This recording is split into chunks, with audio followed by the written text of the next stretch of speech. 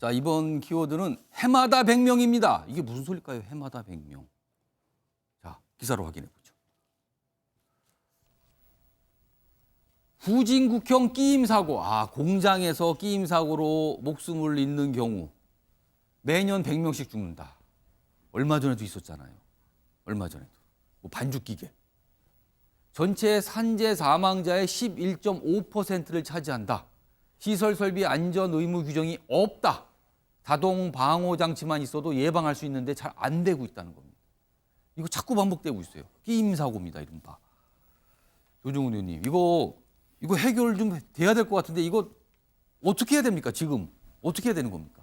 예, 우리 대한민국이 저런 뉴스가 나와서는 안 되는 상황이죠. 그래서 이제 앞에다 굳이 후진국형이라고 써놨거든요. 맞습니다. 우리 좀 이런 거 벗어난 단계 아닙니까, 이제는요? 맞습니다. 이제는 안전사고라는 자체가 이제는 그게 뭐지 하는 상황이 됐어서 남을 상황인데 이러고 있습니다. 저는 두세 가지가 있는데 하나는 그 중대재해처벌법을 통해 사람에 대한 주의 좀 과하다 싶을 정도로 지금 하고 있는데 두 번째가 이제 설계 자체를 업그레이드 해야 됩니다. 우리 기억하시겠지만 10수년 전에 지하철역에서 사람들이 뭐 실수로 일부러 이제 떨어져서 죽었습니다. 근데 차단막이 생기니까 그렇죠. 그런 사고가 원천 차단됐거든요. 차단막이 생겼죠. 노동자분들한테 조심해 다치지 마 이런 말만 하면 안 됩니다. 사고가 나지 않은 물리적 환경을 만들어줘야 되거든요. 그런 위험한 상황이 발생을 해도 뭔가 멈춰버리고 예방이 저절로 되는 그렇습니다. 상황. 그래서 건축 안전 기준, 이제 설비 안전 기준을 굉장히 업그레이드해야 되는데 솔직히 얘기하면 이게 돈이 엄청나게 많이 들어간 얘기입니다. 뭐 그냥 차단막 하나 설치한다고 되는 게 아니라 아예 기계를 바꿔야 되는 상황이거든요. 그래서 대기업의 경우는 어떻게 보면 할 수 있습니다. 여력도 있고. 다만 이런 여러 가지 지금 많은 노동자들이 하청, 지하청 업체에서 일어나고 있거든요. 그래서 중견기업, 중소기업, 소상공인 분들에게 이건 재정 지원 해서라도 설비 안전 기준 높이고 이분들이 이 안전 기준을 할 수 있도록 능력을 하기 위해서 재정 지원도 해야 된다. 친환경 조치를 취하면 정부가 보조를 주는 경우가 있잖아요. 그런 그렇습니다. 것처럼 안전 조치를 강하게 하면 정부가 보조를 준다. 그렇습니다. 그래서 이제는 설비 자체를 안전하게 바꿔야 된다. 그리고 이 빨리빨리 문화 때문에 이런 일도 지금 일어나고 있는 거거든요. 그래서 사람 주의보다는 이제 설비 업그레이드다.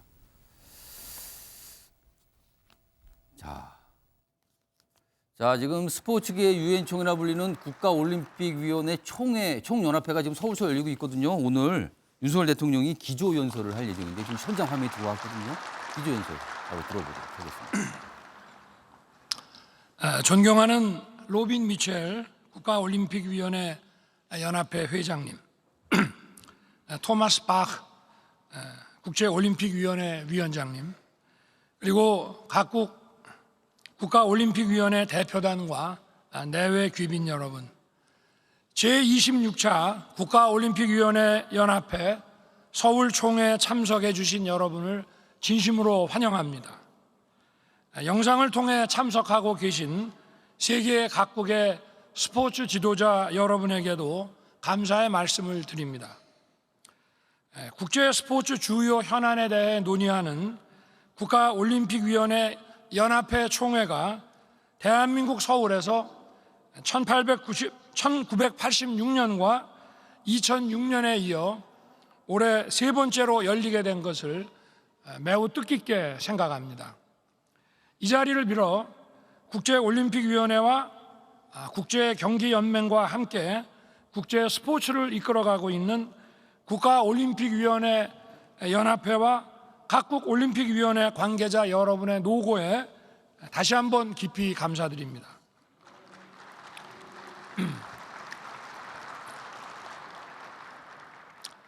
존경하는 전 세계 스포츠 지도자 여러분, 대한민국은 위대한 스포츠 축제인 올림픽을 통해 국제사회와 지속적으로 연대하며 세계 평화를 위해 함께 노력해 왔습니다.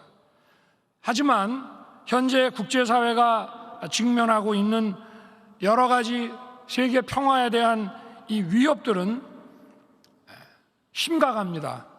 그러나 이것이 우리 올림픽의 정신에 의한 국제사회의 연대 노력에 의해서 저는 해결할 수 있다고 생각합니다. 우리는 인류의 발전과 세계 평화의 증진이라는 올림픽 정신으로 이러한 도전을 극복해 나가야 합니다. 그간 국제올림픽위원회와 국가올림픽위원회 연합회가 보여준 스포츠를 통한 자유와 연대의 노력들이 앞으로도 계속될 수 있도록 국제사회가 힘을 모아야 할 것입니다. 전 세계 스포츠 지도자 여러분, 대한민국은 1988년 서울올림픽과 2018년 평창 동계올림픽의 성공적인 개최를 통해 국제사회에 평화와 화합의 메시지를 전했습니다.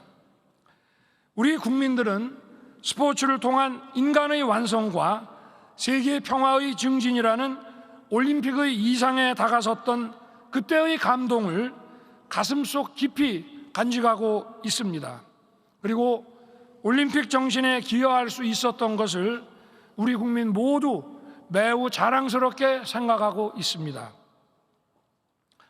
아울러 대한민국 정부는 서울과 평창 올림픽이 남긴 유무형의 올림픽 유산을 체계적으로 보존하고 활용함으로써 올림픽 정신과 그 가치를 기억하고 그리고 실천하고 있습니다.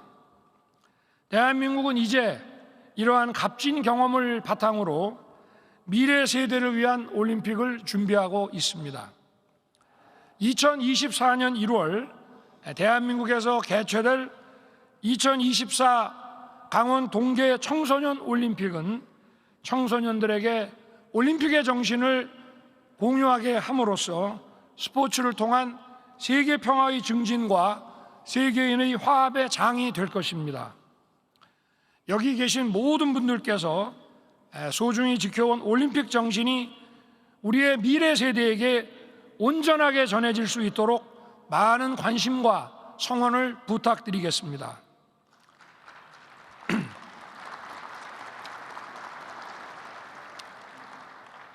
전 세계 스포츠 지도자 여러분, 대한민국 정부가 추구하는 자유와 연대의 정신이 올림픽의 정신과 결코 다르지 않다고 생각합니다. 스포츠 분야 전반에 자유와 연대의 정신이 녹아들 수 있도록 최선을 다하는 것은 물론 스포츠를 통해 국제사회에 기여할 수 있도록 할 것입니다. 우리 정부는 세계 평화의 증진에 기여해온 국제올림픽위원회와 국가올림픽위원회 연합회의 노력에 힘을 보태겠습니다.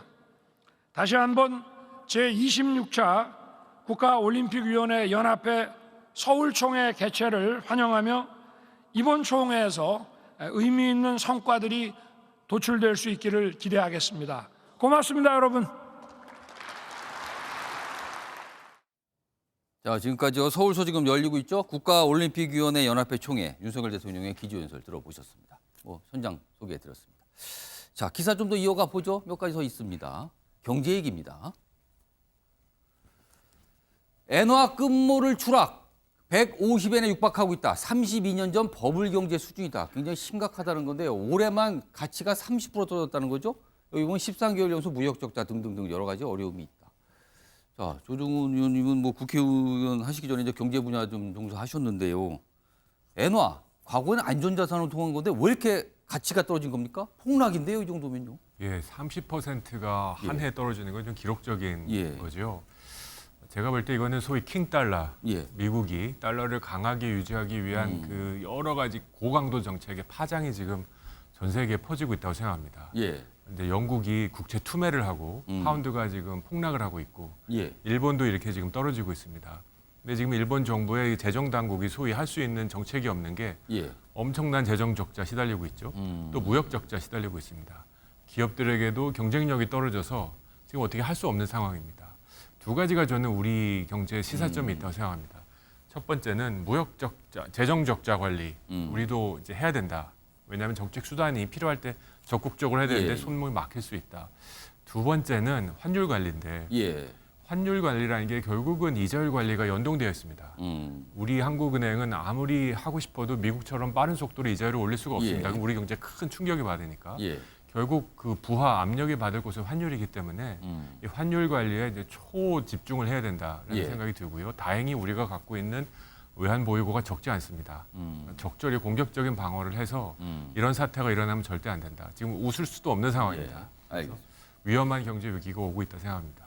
김효수 원행관님 한 40여 초 있는데 우리도 영향받는 거 아닙니까? 일본이 이렇게 되면요? 제가 볼 때 심각한 영향을 받을 수밖에 없고요. 뭐 일본도 그렇습니다만 일본이 아마 43년 만에 무역 적자가 최대 폭이라고 얘기하는데 예. 우리도 아마 세상 최대 무역 적자 폭이라는 얘기를 듣고 있기 때문에 이런 상황이 계속 가게 된다면 우리 경제도 심각한 위기에 처할 수밖에 없다. 근데 전 세계적인 공동화 현상이기 때문에 우리나라만 이 부분을 극복할 수는 없겠습니다만 여기에 대비해서 가장 최약자인 자영업자들 또 사회적 약자들을 위한 사각지대에 대한 대책이 절실히 필요하다고 생각을 합니다. 자, 지금 말씀하신 건 속보가 들어왔어요. 지금 검찰이요, 강제 북송 의혹, 노영민 전 대통령 비서실장을 소환했다고 합니다. 지금 속보로 들어왔는데요. 또 심상치 않게 수사가 진행되고 있군요. 속보입니다. 들어온 대로 또 과적으로 다른 방송을 통해서 알려드리도록 하겠습니다. 자, 아침의 매일경제 오늘은 여기서 마치겠습니다.